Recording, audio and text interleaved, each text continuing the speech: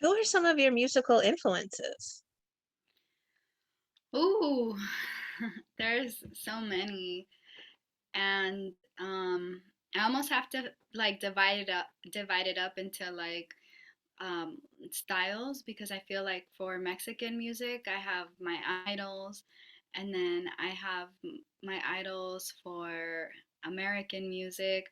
So obviously, Pedro Infante, he's just like he has the most beautiful voice I think I've ever heard. And I almost feel like that that era of music, whether it was in Mexico or the US, there's something so special about it because I love Ella Fitzgerald, Dinah Washington, as well as Pedro Infante, Lola Beltran, and then you start getting into more contemporary like Linda Ronstadt, who was incredible, um, and all the way up to like No Doubt, which was also an idol of mine growing up here in Southern California. We're getting to hear this beautiful new song of yours, Cucurrucucú Paloma. Where did this get inspired by? So, Cucurrucucú Paloma is a song by Tomás Méndez that came out in like the 1955, I want to Ooh. say. Obviously, I wasn't around then, but my grandfather premiered this song in a film.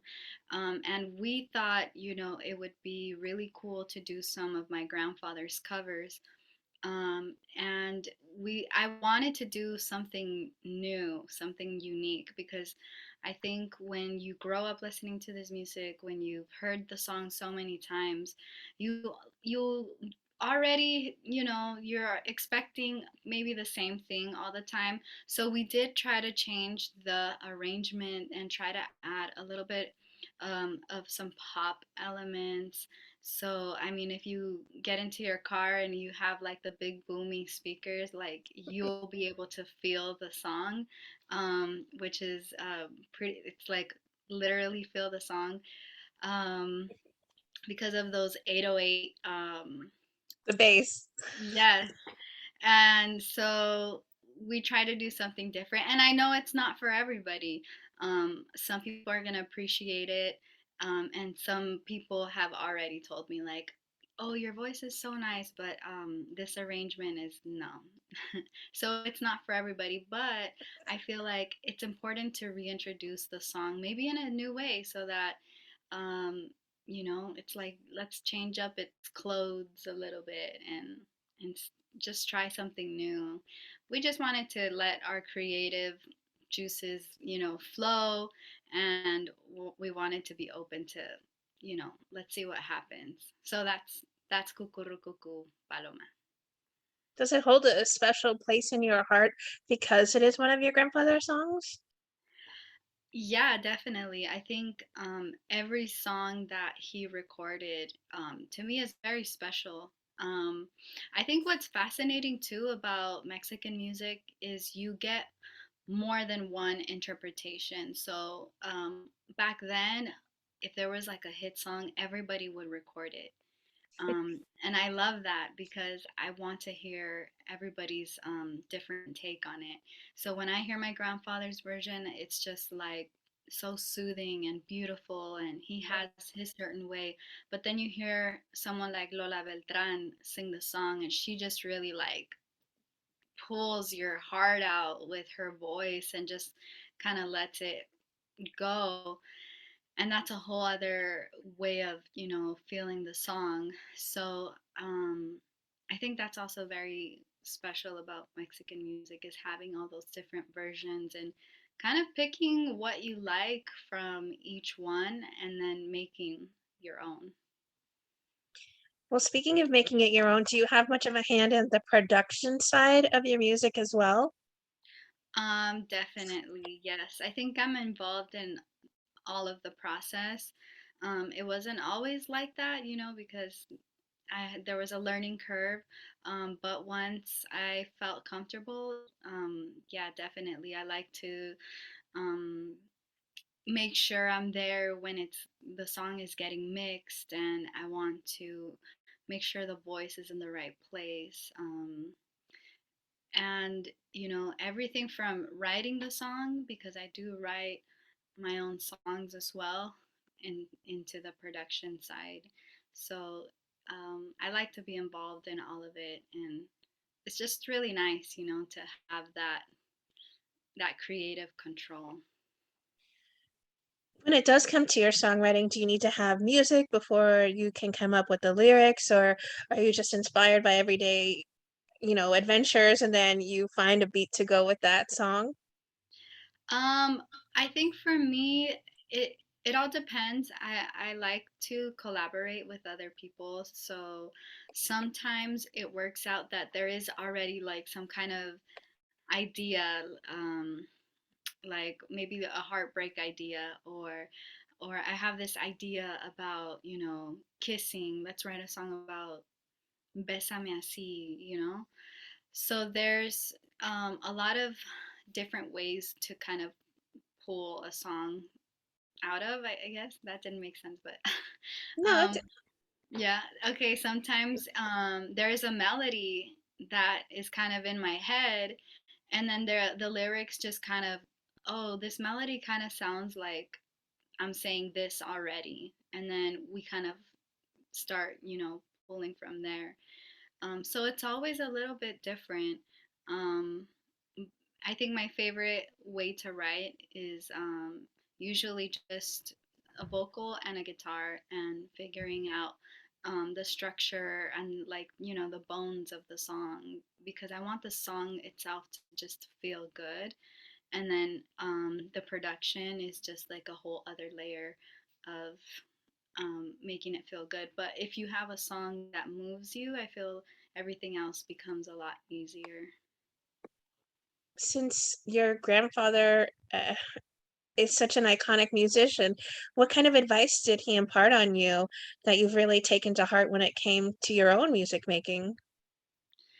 Um, it's really interesting, because when I read about, everything that he did, everything that he, I guess, imparted on other people.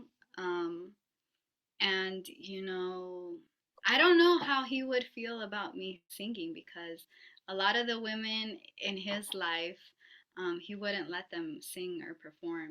He was a kind of a jealous guy, and Mm. didn't want the ladies out there, to I guess, he knew how that machista man life was. So I think he was very protective in that way. But at the same time, from what we know of him, is that he was extremely disciplined. Um, I read about, um, his wife wrote a book about their life together, and she talks about how incredibly disciplined he was, and how he used to practice music until his fingers, like, literally bled, when he was learning a song on guitar and voice, because that's how he first started, with, on the radio and performing, singing and playing guitar, and he wanted to nail it every time, and he would get really, really, really nervous. So yeah, there was a couple of times he kind of self sabotaged from being so nervous, but he would practice, so much, that I think he really had that school of discipline. And I think there's so much to learn from him, and just he was just such a natural. So I don't know, maybe some things you can't learn. Like, he had this incredible charisma, and I don't know if you can learn that, Okay. but I feel like it just he really exudes that. You'll be performing at the Music Festival here in the USA. What can fans expect from a live performance from Lupita? So the Mariachi USA Festival is something I've been looking forward to ever since I was invited to perform, because It's such an incredible stage. The mariachi musicians, the groups who are there are absolutely incredible. It's just like the best mariachi experience that you can really have. And I'm just excited to share with Mariachi USA fans. I have a couple of new songs, so I'm going to be sharing one there. It's going to be brand new. Um, I'm doing a song in homenaje for Lucha Villa, who we are honoring her career and her legacy. And just going out there and really having fun, and it's just going to be great to have a live audience since this past year and a half now. Everything has been online, so you always get like the late reactions. You finish a song, you wait like 3 seconds, and you're kind of like, okay, did they like it? Because I can't tell yet. And then, okay, they clap. Wow. So I think just feeling the audience's love and their reaction to the songs, because literally I think as artists we need the audience to bounce back, like, do you like this? Is this good? And I want to feel that love from the audience. So I think that's what I'm looking forward to the most, and just being there in our mariachi community and just with everyone celebrating, really. What would you like to say then to everyone who are fans and supporters of the beautiful music that you make? Just want to let them know that, well, there's a huge concert on Sunday, August 22nd. And if you have a chance, you should definitely be there, because that experience, that mariachi experience, will absolutely change your life. And, we got to, get together, do this every year, and keep our traditions alive, keep this music alive, and keep passing it on, to all of the future generations.